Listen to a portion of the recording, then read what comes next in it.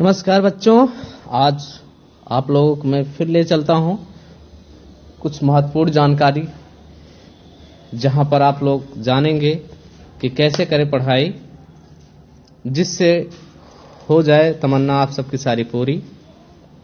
तो जैसा कि हमने कल वीडियो में बताया था आप सबको कि इंग्लिश के विषय में कि किस तरह से तैयारी करें, किस तरह से पढ़ाई करें, क्या करें, तो इन सारी चीज़ों के बारे में आज हम डिस्कस करेंगे और कुछ चीज़ें आपको बताते हुए चलते चलेंगे कि हमें किस तरह से पढ़ना था। तो हम चल रहे थे, कल हमने प्रीपोजिशन के बारे में पढ़ा, ठीक है, प्रीपोजिशन के बारे में।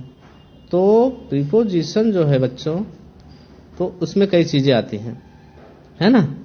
तो मैंने आपको ऑन का बेसिकली थोड़ा प्रयोग बता दिया था।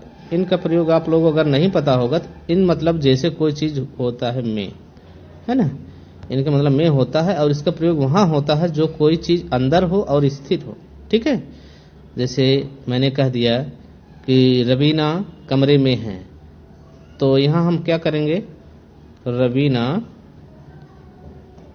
इज इन रूम, ठीक है।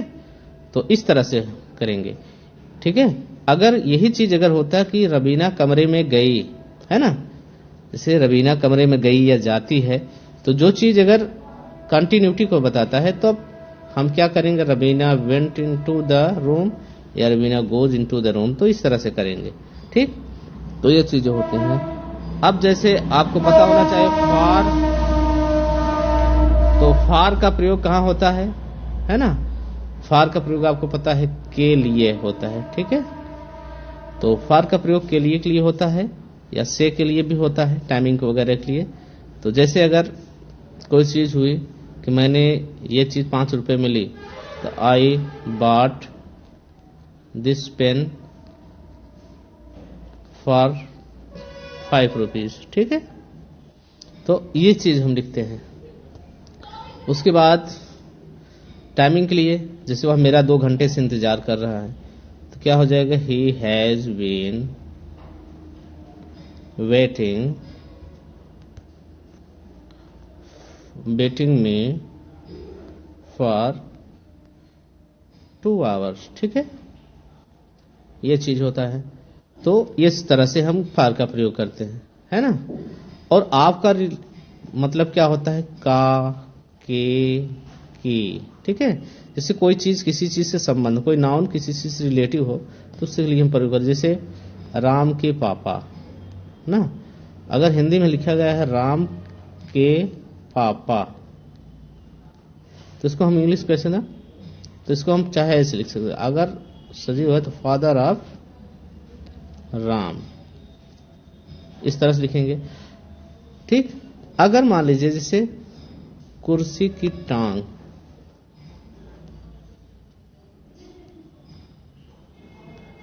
तो यहां क्या लिखेंगे जरा आप बताइए। तो क्या हो जाएगा, लेग ऑफ चेयर्स होगा,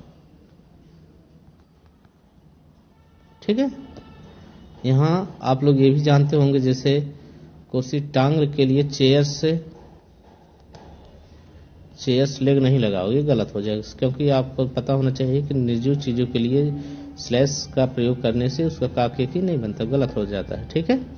तो इसके बाद बच्चों आपको इस तरह का भी आपको क्वेश्चन मिलेगा कि जैसे मान लीजिए आपको सेंटेंस दे दिए गए, he walk dot dot dot dot, उसके बाद आपको कर दिया गया वो कफ लगा दिए हुआ मान लो, अब उसके बाद खाली स्थान दे दिए, तो इसको आपको पूरा करना है। तो आपको इस तरह से सेंटेंस को कंप्लीट करना है कि जिससे एक मीनिंग निकले। तो आपको ध्यान देना है पहले कि इस सेंटेंस किस तरह से है, वो कब ना, तो ये सेकंड फॉर्म है आपका वो, ठीक है, वाक या चाहे जो कहो, तो ये सेकंड फॉर्म है, तो इसका मतलब अगर ये सेकंड फॉर्म है तो इसके बाद हम क्या लगा सकते हैं, आफ्टर का प्रयोग कर सकते हैं। तो हम क्या लगाएंगे, after sun, sorry the sun had risen, ठीक। तो आपको ध्यान से खड़बड़ाना नहीं है, केवल आपको ये देखना है कि सेंटेंस आखिर किस चीज में है और इसको हमको कैसे बनाना है। तो हमने देखा ये आपका पास्ट इंडेफिनिट टेंस है, और जब भी पास्ट इंडेफिनिट टेंस हो उसके बाद भी अगर सेंटेंस आगे प्लेस खाली दिया हो और आगे वाला पास्ट इंडेफिनिट टेंस हो, उसके बाद हम क्या लगाते हैं, आफ्टर लगाते हैं ज्यादातर। ठीक है, ये चीजें हों। अगर जैसे उसने ये दे दिया कि ही हैड रिटन लेटर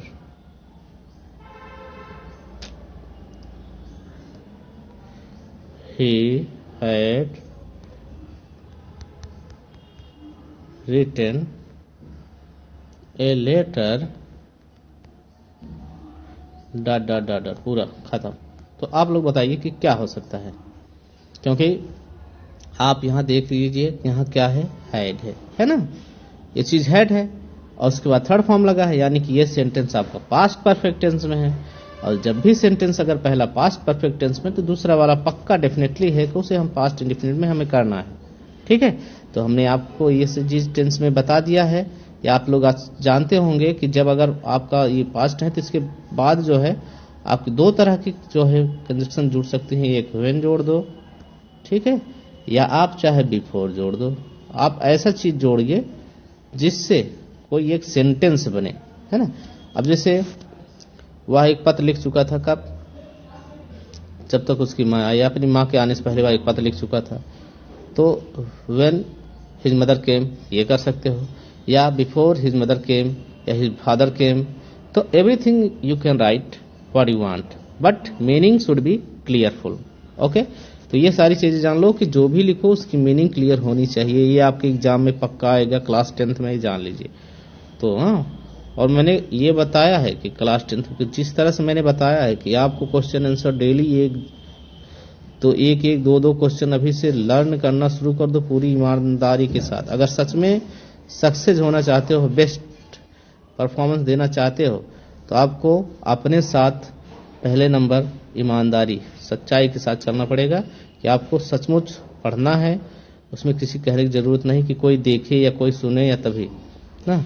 तो अगर आपको सच में अगर टॉप करना है, ठीक, तो टॉपर की तरह आपको सोचना भी पड़ेगा किस तरह से हमें मेहनत करना है। एक ही सब्जेक्ट में ही, सभी सब्जेक्ट में एक टाइमिंग बनाइए कि हमें इस तरह से पढ़ना है और इस तरह से में। और रही बात एस्से की, मैंने बताया था, तो एस्से के लिए आप लोग परेशान ना होइए। क्लास 10th में खासियत ये होती है कि आपको एस्से जो है वो आपको टॉपिक दिया जाएगा, उसमें हेडिंग भी दी जाएगी। तो आप लोग एस्से जो है टॉपिक में, जैसे द टीचर हो गया, हाँ, उसके बाद एक फेस्टिवल भी तैयार कर लीजिए, चाहे जो भी दिवाली हो गया, और इसके बाद कोई भी एक जो है साइंस पे याद कर लीजिए, चाहे किसी भी एक जो है लीडर पे। क्योंकि अगर आप एक चीज जैसे किसी आदमी की विशेष पर याद कर रहे हो तो उसके बारे में आप लिख सकते हो। तो अगर आप अपने अध्यापक के रूप में किए हो या अपने टीचर के बारे में पढ़े हो, तो टीचर को समझकर अगर पोस्टमैन आ गया है ना, तो उसके ड्रेस के बारे में, उसके काम के बारे में आप बना सकते हो, कोई दिक्कत नहीं। ठीक है, तो ये सारी चीजें आपको अपने दिमाग से सोचनी है कि आपको कैसे करना है। बाकी और कुछ भी नहीं है, बहुत इजी है। इंग्लिश में सबसे बेहतर गेम, उसके लिए सबसे मेन चीज होती है आपकी राइटिंग। आपकी राइटिंग बेस्ट होनी चाहिए, आपकी टाइमिंग जो है अच्छी होनी चाहिए। ठीक है, टाइमिंग के साथ साथ आपका कॉन्सेप्ट जो है क्लियर होना चाहिए ना। जब तक कॉन्सेप्ट क्लियर नहीं होगा तब तक आप सब सक्सेस जो है सफलता नहीं प्राप्त कर सकते हैं। तो इसलिए जिस तरह से बताया जा रहा उस तरह से किताब पे विशेष ध्यान दीजिए।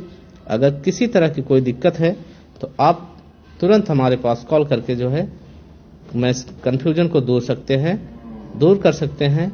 नंबर 9918 087 186। आप इस पर जो है आप मैसेज या व्हाट्सएप भी कर सकते हैं। जिस चीज में समस्या हो रही है आपको मैं पर्सनली रूप से उसको जो सॉल्व करके बता दूंगा किस तरह से आपको हल करना है। तो आज के लिए बस इतना ही, आगे फिर मिलेंगे। तब तक के लिए good day, goodbye, enjoy your